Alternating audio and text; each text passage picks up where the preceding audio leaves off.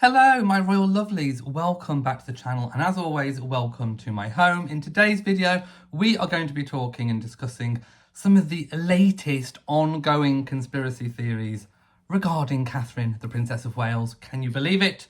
It makes me so angry. And also things like Catherine having a heart-to-heart with His Majesty the King prior to releasing that video, and other stories as well. So sit back, relax, subscribe to the channel, hit that thumbs up, and we will get cracking. So King Charles had a heart-to-heart just shortly before she released her video, the one on the park bench, which people are still criticising, coming up with crazy, really weird conspiracy theories, which we'll debunk in a moment. So King Charles travelled to London back to Windsor Castle on Thursday, and it is believed that this was specifically for a heart-to-heart with his daughter-in-law, Catherine, and they had a heart-to-heart lunch or sort of light afternoon tea, where I think they both confided in each other with what they are going through. Of course, they went through very similar things in the hospital at the same time. And then obviously King Charles decided to go public with his diagnosis. And I think that Catherine must have wanted to kind of scope out how he felt about it and how he managed the whole situation, which I think, as I've said before in a previous video, I think he has managed so well. And like I said, we are living in a time now where, yes, the royal family can put out just a very vague statement and then sit back and do nothing.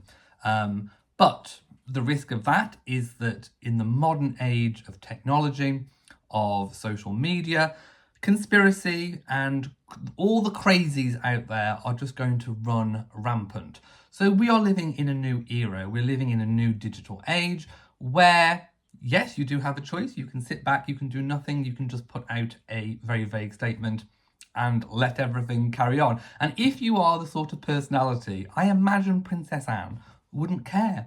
I bet she wouldn't even give a stuff what people are saying about her on social media. It wouldn't penetrate her thick armour. But if you are a little bit more, I suppose, image conscious, and, you know, a little bit concerned about how you might be perceived in the outside world, having rampant, raging conspiracy theories is not a good thing for your own mental health. Yes, there is the issue that, you know, journalists and people on social media shouldn't be coming up with conspiracy theories, but you are not going to stop them. It's not going to happen. It's like trying to tell people, you know, back in the old days that you shouldn't gossip in the marketplace.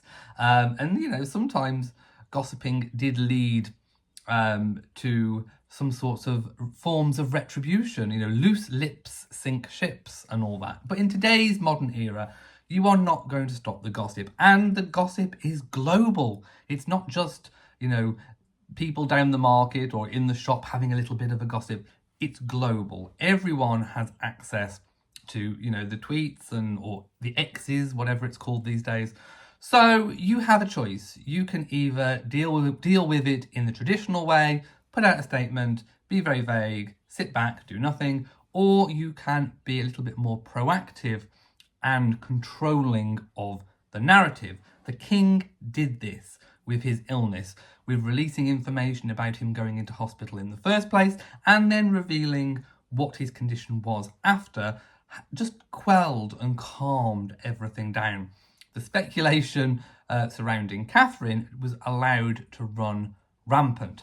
Anyway, I am glad that largely that is now over, and I am so glad and pleased that Catherine and the King do have each other for support during all of this.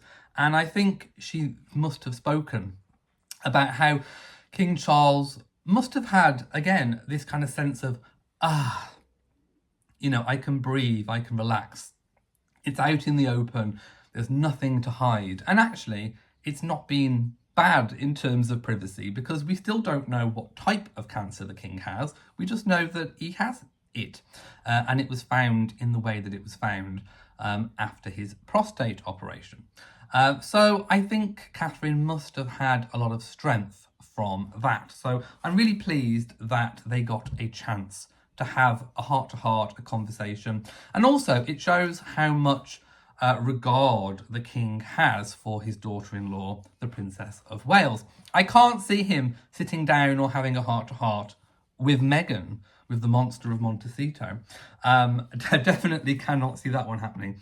So I am very pleased that they have each other. And of course, there is Sarah, Duchess of York as well, who, by the way, I was sort of watching a few things online, and somebody who should know better was kind of putting out that the Sarah, Duchess of York, is still the Duchess of York. She's not. When she got divorced from Prince Andrew, she became Sarah, Duchess of York, not the Duchess of York. So in the same way that Diana was no longer the Princess of Wales, she was Diana, Princess of Wales. Princess of Wales in Diana's case and Duchess of York in Sarah's case are used as surnames, but they are not titles. So for example, if Prince Andrew were to remarry somebody else, very unlikely, but if he was, then that person would become the Duchess of York, and Sarah would still be Sarah, Duchess of York. So just to clear that up, some people should know better out there, putting out false information, so be warned. Anyway, I also can reveal that Catherine wrote her own speech that she delivered from the bench. And I think, as I suggested in in the previous video, whether it was yesterday or the day before, that Catherine wanted to take ownership of this. And I think that makes complete and utter sense. She wanted it to be her own words from her own heart, from her own mind. And they definitely felt genuine. They were genuine words from her that she wrote. And I think she delivered it in a way where you couldn't really confuse anything. And people are saying, why wasn't William there with her? I spoke about this in the previous video. I think, he could well have been there. For all we know, he could have been behind the camera, offering support behind the scenes. I don't think he needed to be there. He could have been there holding a hand, just kind of sat, just sat there really. But I don't think he needed that. I don't think Catherine needed that. I don't think the situation called for it.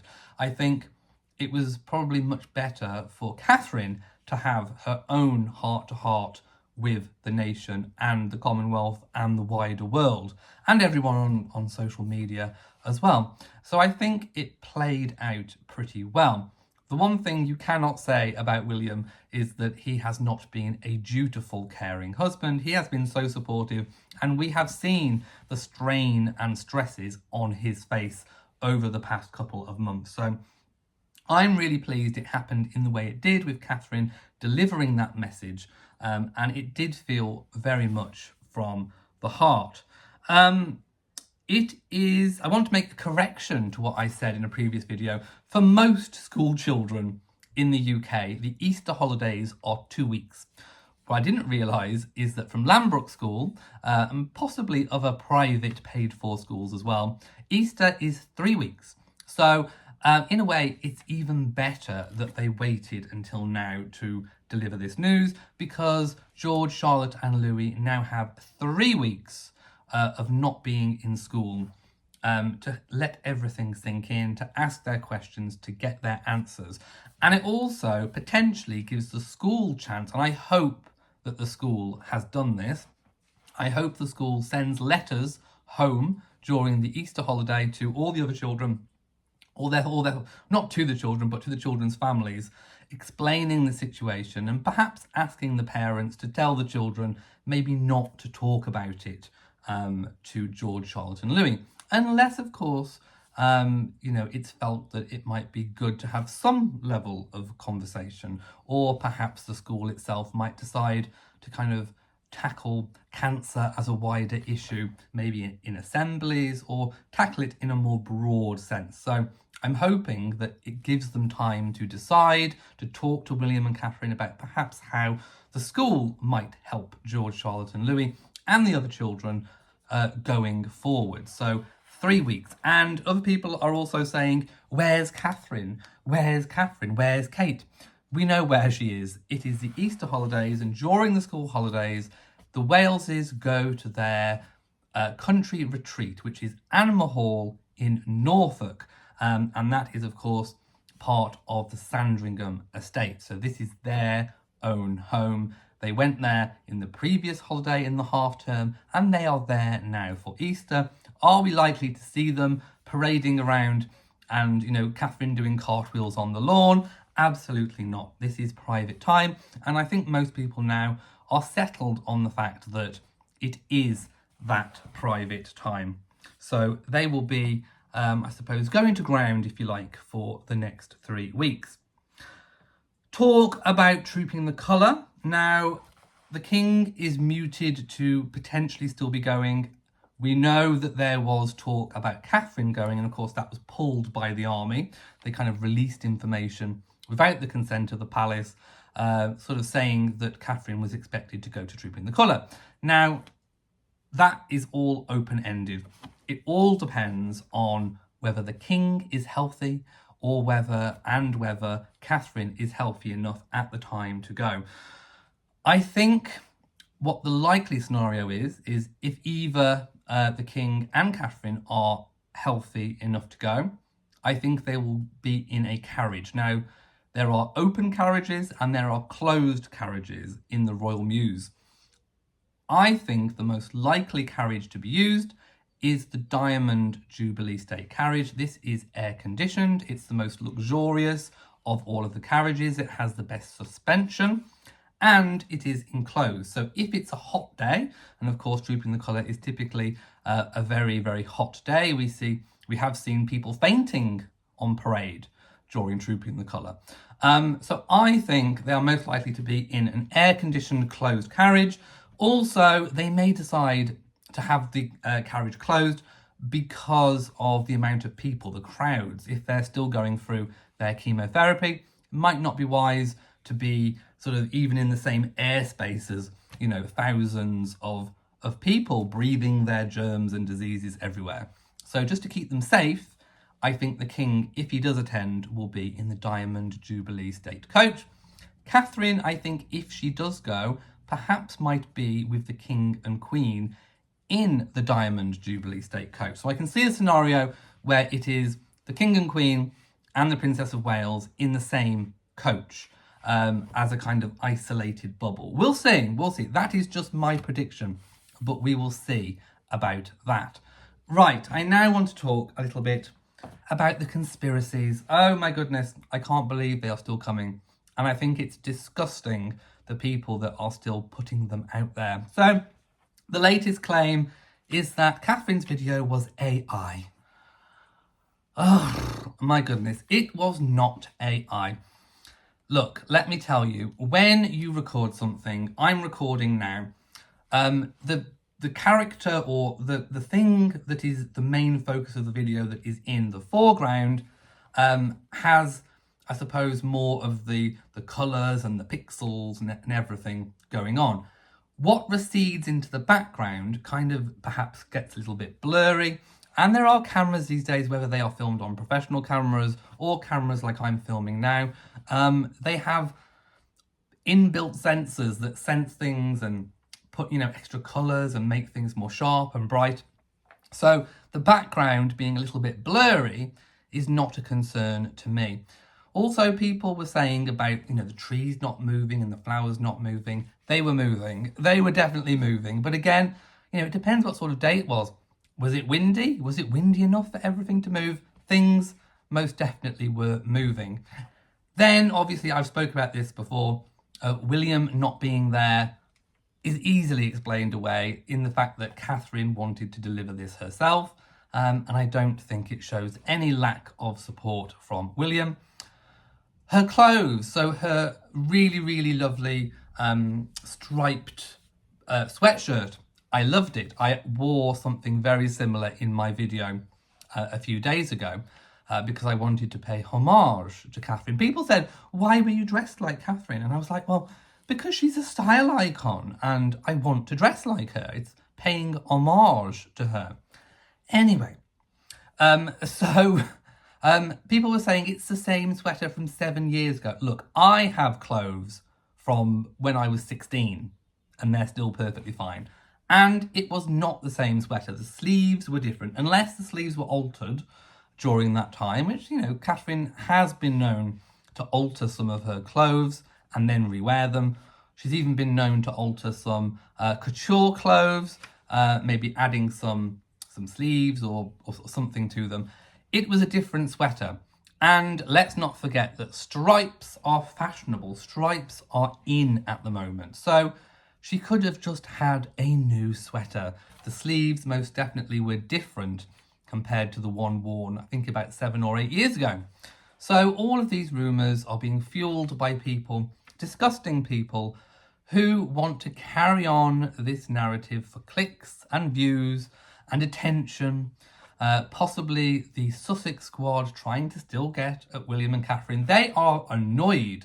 The Sussex squad are so annoyed that Catherine has cancer, because it explains away everything.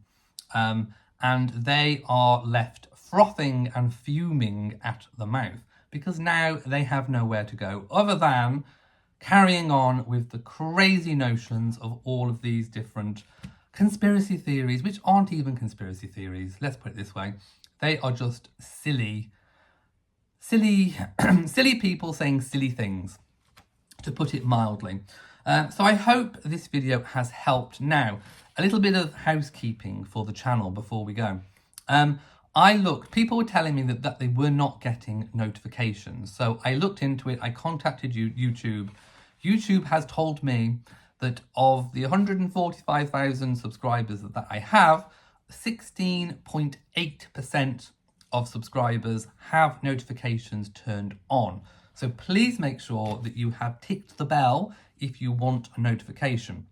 If you have ticked it and you're still not getting them, there could be other things. You have to stay logged into your YouTube account. You have to have notifications enabled on your phone setting.